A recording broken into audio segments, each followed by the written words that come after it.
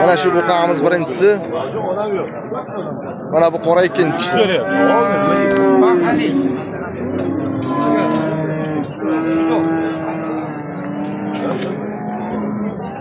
Aytilishi necha pul bo'lyapti bularning?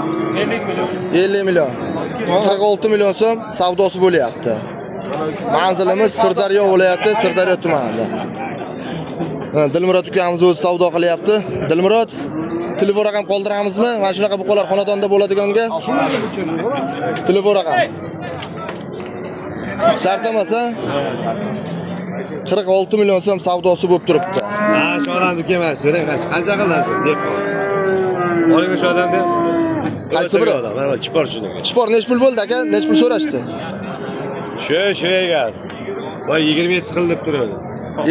50 million so'm narx aytilyapti, 46 million so'm savdosi bo'lyapti mana shu ikkita buqamizda.